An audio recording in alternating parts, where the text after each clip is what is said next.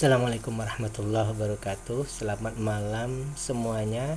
Hari ini tanggal 20 bulan Mei 2024. Kembali lagi kita membuat resume fundamental saham berdasarkan laporan keuangan triwulan 1 tahun 2024. Kali ini kita akan membahas salah satu emiten CSRA, Cisadane Sawit Raya. Analisa ini adalah bahan pemikiran tambahan, bukan perintah untuk melakukan aksi beli atau jual.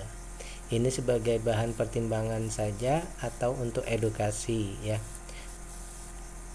Sekali lagi, analisa kita ini berdasarkan value investing, berdasarkan data-data dari laporan keuangan yang sudah disampaikan oleh emiten kepada IDX. Kemudian disarikan dari berbagai sekuritas untuk kita buat sebuah simpulan. Baik. CSRA ini didirikan dengan nama Cisadane Sawit Raya pada tanggal 28 Oktober 83. 83 ini cukup lama ya. Sekarang sekitar 40 tahunan ya. Kegiatan usaha utama perseroan menjalankan usaha dalam bidang pertanian atau perkebunan buah kelapa sawit, perdagangan besar buah yang mengandung minyak, yang mencakup usaha perdagangan besar hasil pertanian, industri pengolahan minyak mentah kelapa sawit atau CPO, yang mencakup usaha pengelolaan kelapa sawit menjadi minyak mentah yang masih perlu diolah lanjut, dan aktivitas profesional. Jadi mereka hanya menyediakan CPO-nya ya untuk menjadi minyak yang siap digoreng, itu belum sampai ya. Mereka hanya ini istilahnya manufakturnya ya. Baik, itu pembahasannya. Sekarang kita cek dulu. Sebelum kita membahas lebih lanjut, apabila dirasa pembahasan kita ini bermanfaat, dimohon untuk like, subscribe, dan share materi kita ini. Baik, menurut data yang saya dapatkan bahwa RUPS itu nanti dilaksanakan 29 Mei, berarti masih ada 9 hari ya. Oleh karena itu kita memakai DPR masih yang di tahun 2022 ya. Baik, dari segi perusahaannya ya. Dari segi perusahaannya kita dapat diskon 24%, berarti masih ada ruang bagi perusahaan untuk bertumbuh untuk menuju ke nilai bukunya di 555 ya. Jadi ada kesempatan perusahaan untuk naik, berkembang lagi, meningkatkan performa sampai ke 555 ya. Namun dari segi valuasi ya, dari segi mahal atau murahnya, perusahaan ini juga sangat besar ya. Diskonnya sangat besar, yaitu 41%. Karena apa? Maksimal beli kan di 710, harga sekarang 422. Berarti sangat besar, sangat murah valuasinya. Sehingga dapat kita simpulkan bahwa perusahaan ini masih bisa bertumbuh dan valuasinya masih murah. Namun berdasarkan data yang kita dapatkan di pembagian dividen di tahun 2022, mereka membagikan DPR-nya itu 20% ya. Sehingga kalau kita bandingkan dengan proyeksikan ya dengan dividen sekarang, maka dividen yield-nya hanya 3,36%. Cukup untuk menahan inflasi saja. Sekarang dari dua data ini kita bisa lihat bahwa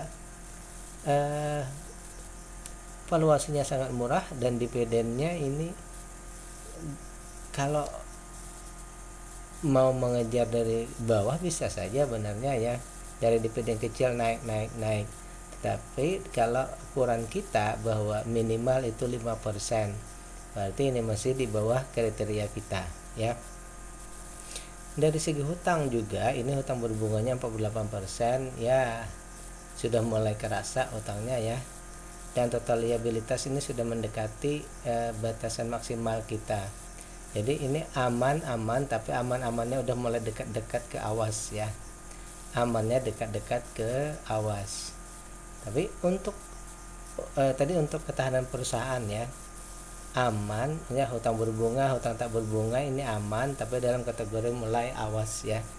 Kemudian kepemilikan masyarakat yang berjual beli itu hanya 20%, dan juga sahamnya ini semuanya dalam bentuk digital, bisa diperjualbelikan semuanya. Tapi asing di sini tidak terlalu berpengaruh karena hanya 10% ya. Oleh karena itu, menurut data yang kita dapat sekarang, kalau menurut saya pribadi, valuasi perusahaan ini sangat murah ya, perusahaan yang sangat baik. Hanya kriteria kita untuk sebagai investor itu masih belum memenuhi kriteria kita. Oleh karena itu saya akan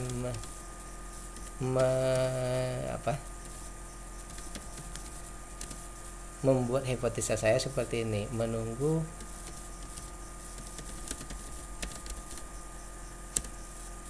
sampai mereka peduli, dalam artian mereka berpihak kepada investor, supaya investor ini menunggu dalam setahun itu ada imbal baliknya dalam setahun ya.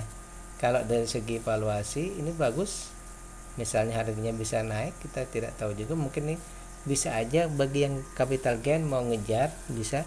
Cuma biasanya ini kalau yang valuasi murah, dividen kecil itu bisa dia mungkin stuck dulu, lamban baru naik ya, dia mungkin bertahan baru naik ya. Cuma setelah tadi, kalau menurut saya pribadi, kita tetap menunggu dividen membaik. Sembari kita menunggu tanggal 29 Mei apa yang terjadi, anggap misalnya kita berhayal-hayal misal 30%, maka dividennya memenuhi kriteria kita. Berarti mungkin saja nanti kita tunggu saja.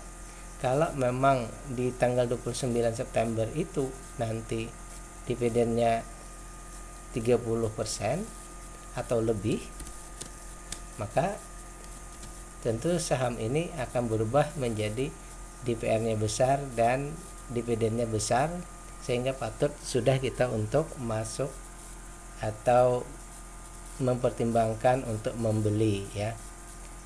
Terakhir, karena ini valuasinya kalau menurut saya pribadi belum memenuhi kriteria, mungkin kita belum perlu untuk melakukan cek GCG-nya ya. Oke, demikian. Assalamualaikum warahmatullahi wabarakatuh.